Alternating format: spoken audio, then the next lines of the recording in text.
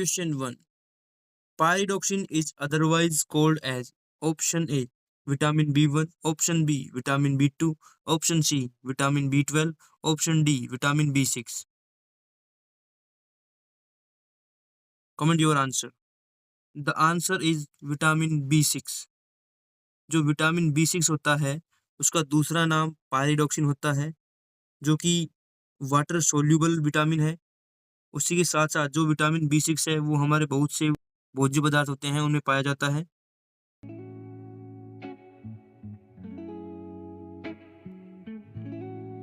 Next question. The optimal head circumference will be 45 centimeter at option A 12 month of age, option B 8 month of age, option C 4 month of age, option D 6 month of age. Comment your answer. The answer is 12 month of age. जो neonate होता है उसका जो head circumference होता है at the birth 33 centimetre होता है। जैसे जैसे उम्र बढ़ती जाती है 2 मंथ पे 37 सेंटीमीटर हो जाता है, 6 मंथ पे 41 सेंटीमीटर हो जाता है, ऐसे ही 8 मंथ पे 42 सेंटीमीटर हो जाता है और लास्ट 12 मंथ पे आने के बाद उसका हेड सर्कमफेरेंस 45 सेंटीमीटर हो जाता है।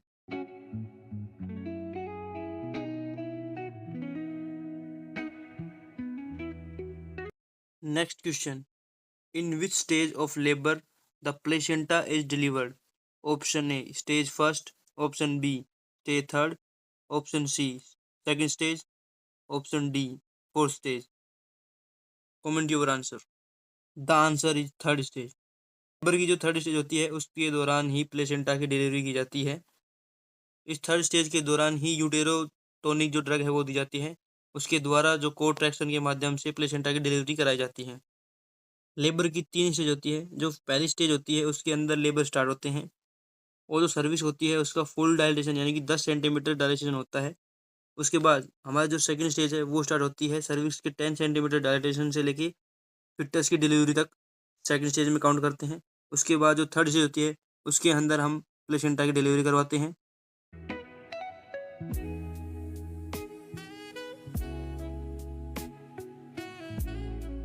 The next question. The normal IQ level of human being is option A 80 to 100, option B 120 and above, option C 110 and 120, option D 90 to 100. Comment your answer. The answer is 90 to 100. IQ क्या है? IQ किसी भी individual की intelligence level को जांचने का एक तरीका है जो कि बेस्ड होता है साइकोलॉजिकल टेस्ट के आधार पर।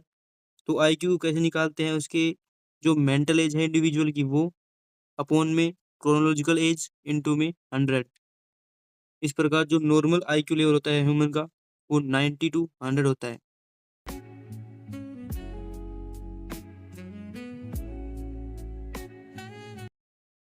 The next question.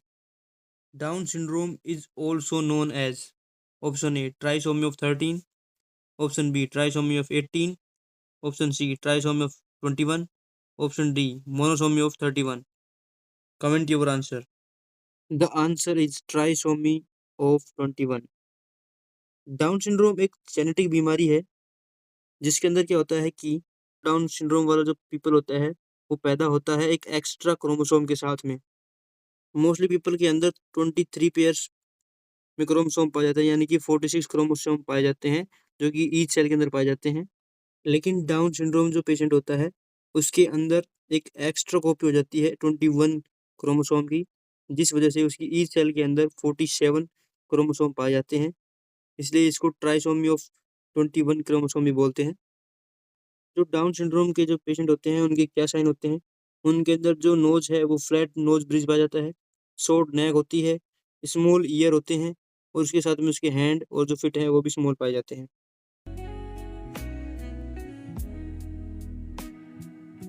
Next question. Which one of the following is the emergency management of the burn injury in the first 24 hours? Option A plastic surgery, option B fluid resuscitation, option C dressing, option D antibiotic therapy. Comment your answer. The answer is fluid resuscitation. अगर कोई भी patient burn injury का आता है तो उसके अंदर जो फर्स्ट 24 आवर्स का जो ट्रीटमेंट होता है उसका ट्रीटमेंट यही होता है कि उसका फ्लूइड रिसर्सिटेशन किया जाता है, यानी कि बर्न इंजरी के दौरान जितना भी फ्लूइड लॉस हुआ है उसको दोबारा से चढ़ाना, उसी को बोलते हैं फ्लूइड रिसर्सिटेशन करना।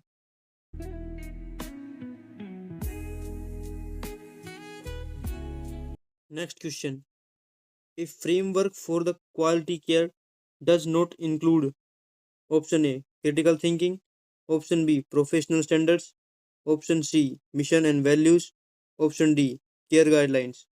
Comment your answer. The answer is critical thinking. जो critical thinking है वो किसी भी क्वालिटी केयर का हिस्सा नहीं माना जाता है, यानी कि फ्रेमवर्क नहीं है किसी भी क्वालिटी केयर देने के लिए critical thinking.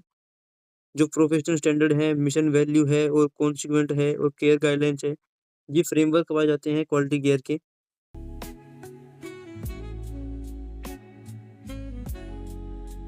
Next question, Werner syndrome is considered as option A MEN first, option B MEN second, option C MEN fourth, option D MEN third.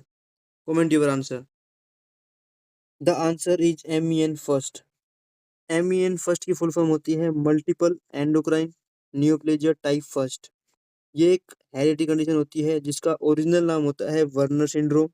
ये ट्यूमर होता है, किसका ट्यूमर होता है? मल्टीपल एंडोक्राइन ग्लैंड्स, यानी कि बहुत सारी जो एंडोक्राइन ग्लैंड होती है उसका ट्यूमर को यहाँ बोलते हैं MEN फर्स्ट। अब multiple endocrine neoplasia type first के अंदर भी मोस्ट कॉमन ट्यूमर कौन कौन सी ग्लैंड होते हैं? जिसमें आती है आपकी पैराथायरॉयड ग्लैंड, उसके बाद में आइसलेट सेल जो कि पैनक्रियाज के अंदर पाई जाती हैं, उसके बाद लास्ट है आपका pituitary gland.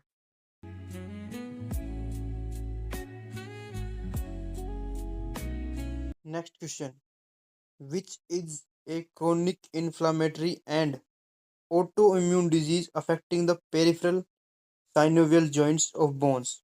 Option A rheumatoid, option B polyarthritis, option C osteoarthritis, option D ankylosis. Comment your answer. The answer is rheumatoid. Autoimmune disease क्या होती है? इसमें क्या होता है, जो हमारा इम्यून सिस्टम होता है वो हमारी बॉडी को अफेक्ट करने लग जाता है मिस्टेकनली, यानी गलती से हमारी बॉडी को अफेक्ट करने लग जाता है, जिसके कारण हमें रूमेटोइड अर्थराइटिस, क्रोनिक डिजीज या फिर हमारे को भी थायराइड कंडीशन हो सकती है। रूमेटोइड अर्थराइटिस में क्या होता है, सबसे पहले जो साइनोवियल जॉइंट जो है उनकी जो लाइनिंग होती है वो डैमेज होने लग जाती है। उसके बाद में ये लीड करता है प्रोग्रेसिव प्रीमेच्योर डेथ की तरफ। Next and last question, which one of the following includes the immediate step in the resuscitation of the newborn? Option A suction of the baby stomach, option B cleaning the oral and the nasal airway, option C squeezing the chest to remove the secretion from the airway, option D routinely giving sodium bicarbonate. Comment your answer. The answer is the clearing the oral and the nasal airway, क्योंकि सबसे पहले जो रिsuscitation का part होता है, सबसे पहले oral और जो नेजल एयरवे है उसको